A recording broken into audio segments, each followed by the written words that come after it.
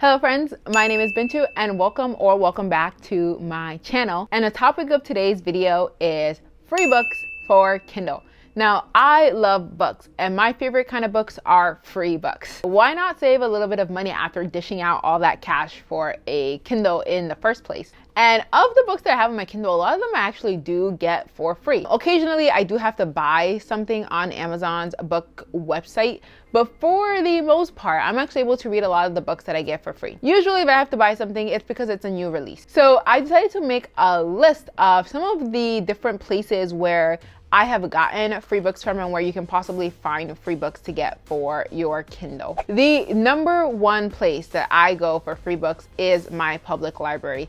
I know this one isn't the greatest because it depends on your country. So like for example, within the US where I live, I have pretty easy access to tons of ebooks and audiobooks through my public library. And I know this also depends on your library, even if you do live in the US. My library is pretty robust. It's actually, I think it might be one of the bigger library systems in the country. So for that, I'm definitely very fortunate. The app that I use in order to get free books is the Libby app. I absolutely love the Libby app. I use it pretty much on a daily basis. And within this app, I'm able to search for books that I want that my library might have. And I can either borrow them immediately or I can place a hold and then I'll get a notification when that hold is available. Usually it'll also tell me the approximate wait time for the book, whether it's 2 weeks or like 12 weeks. Some of them are really that long. And the best part is no late fees with Libby because the books or audiobooks that you borrow are automatically returned when their due date comes. And I'll focus on books here because I'm talking about borrowing books for the Kindle,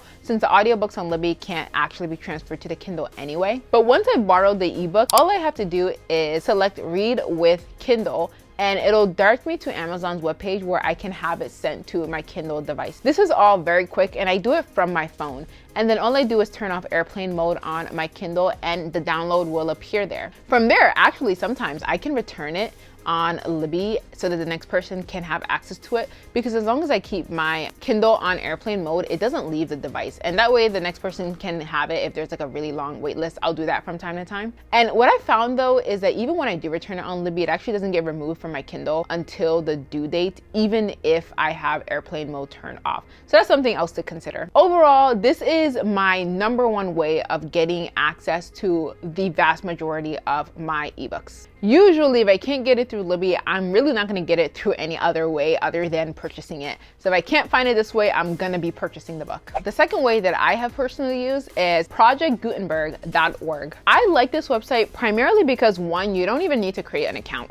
So you can just go onto their website and just start downloading whatever ebooks they have available. And once you have those downloaded, you can transfer them to your Kindle. This is actually a really great place to talk about the application that I use to transfer ebooks to my Kindle over the computer is Calibre or Calibre, I don't know how it's pronounced, but I really love using it. I think that it's very easy to use, the interface is very clear, and I can just drag the download on there and very quickly then connect my Kindle to the computer and transfer it to that device. So whenever, for the rest of these, if you do download the EPUBs, you can transfer them to the Kindle using Calibre. I think there are other versions. I haven't checked them out because I have had no issues with Calibre. So back to Project Gutenberg. This is a good way to get a hold of much older works where the copyright has expired. Now, this specifically pertains to copyright in the United States. So like if you're in the United States, you can freely use this without any concern about copyright. It may not apply to all countries since different countries have different copyright laws. So if you want to be very prudent about that, you probably want to check that within your country. And pretty much if I'm on Project Gutenberg, it's because I'm looking for a classic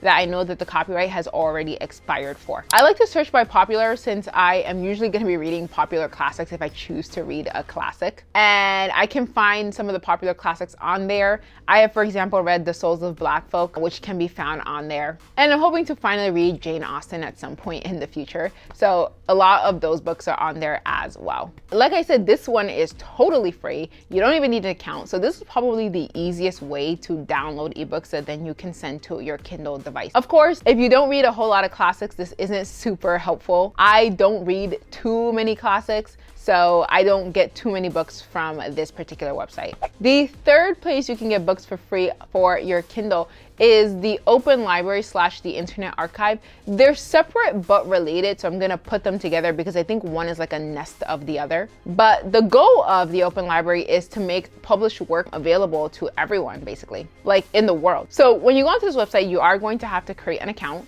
And so I do have an Internet Archive account that I have created. And then once you have that account created, you can then begin to download books. Now, once again, the books that you can download for free are books where the copyright has expired. So for that reason, this isn't my favorite website for getting Kindle books because I can just do that with Project Gutenberg. And that website doesn't require me to create an account or anything, so it's a lot faster and simpler. Now, the benefit of the Internet Archive / Open Library is you can actually read a lot more recent popular titles. You can't download them though. So if you want to read them, you would have to read them on the web browser on the website itself. For me, that's not great because I would rather read on my Kindle.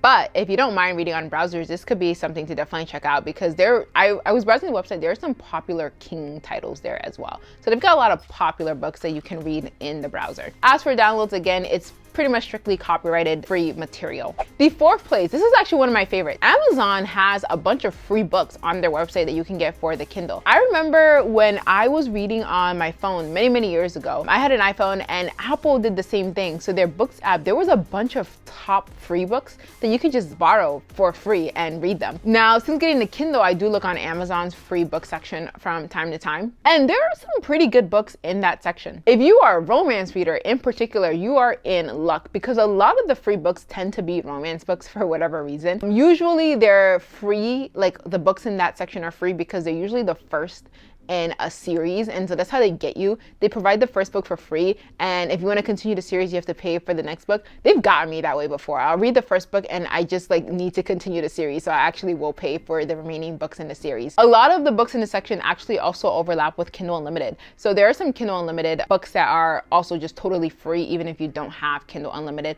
and you can find them in this section. It's pretty easily accessible on Amazon's website as long as you go into the Kindle section and you select the top books, and they'll have a top 100 paid and also a top 100 free. And there are reviews for these books, so you can kind of scroll through and see which ones are worth checking out. I would say that I place this third after Libby and Project Gutenberg because you're gonna find a lot more recent releases. They just won't be super popular titles, but that's fine. It's a lot of like newer authors or not very famous authors, but some of the work are really great and they're free. The next way that is free for a while is why not try a free trial of Kindle Unlimited or Scribd? So Kindle Unlimited free trials are honestly, they're very generous. And I can tell you, I have had so many Kindle Unlimited free trials. I have paid for Kindle far less than I have gotten it for free. I think I've maybe paid for Kindle Unlimited once or twice, but the free trials, you can sign up for them and they last a good while. They're usually 2 to 3 months for the free trial. And so you can really get a lot of free reading done in that chunk of time.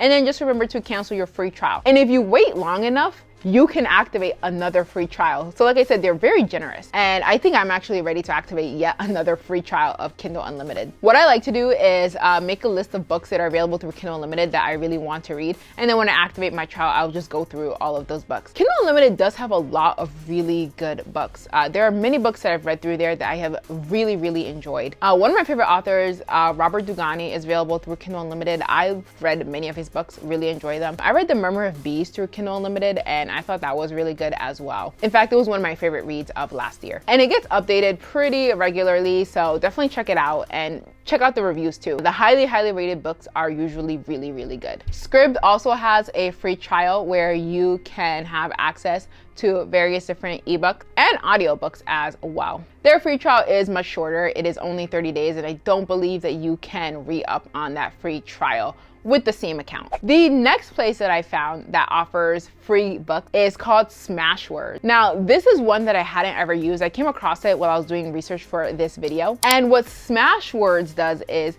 it provides access to ebooks for free of independently published books. And this is a super great resource if you're looking beyond just classics where the copyright has expired, which is the case for a lot of these other places that offer free books. I've spent some time on their website and I think it's super neat. Again, it's really nice because a lot of these are newly or recently published books, and you're also giving independent authors a chance, particularly ones that maybe don't have the name recognition behind them already. You can sort your book searches by genre, for instance, and it's very easy to then download these books, the EPUB files, and then once again, I use Calibre to then transfer these to my Kindle. I'm really glad I came across this. I've already downloaded one book from this website that I'm hoping to eventually read as well. And then the last thing I'll talk about is, this is like free adjacent. These last two actually are sort of free adjacent.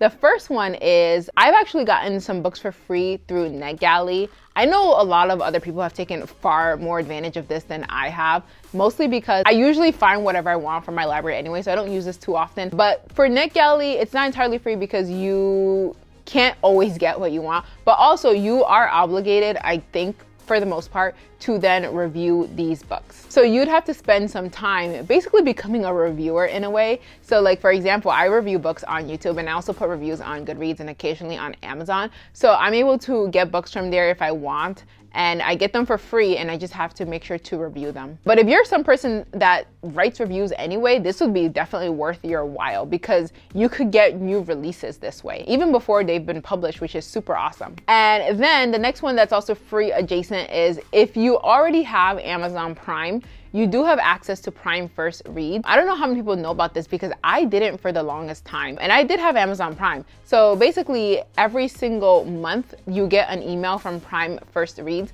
and you can select from one of, usually it's like 5 or 6 brand new releases that are gonna be released either that month or the month after. And I've read a lot of good books this way. So if you have Amazon Prime and you have not taken advantage of this, strongly encourage you to find it on Amazon's website and sign up for it. I don't think it's automatic. I think you do have to sign up for it, and that's probably why a lot of people miss out on this particular one. And that's it. So those are all of the different ways that you can potentially get books for free for your Kindle. I know someone in the comments is gonna mention illegally downloading books. Obviously, I'm not gonna encourage that here, but I do know that that is another way that people get books for free for their Kindles. Either way, I hope this video was useful in finding some new sources for getting books for free that you can read on your Kindle device. As always, thank you so much for watching, and I will see you in the next one.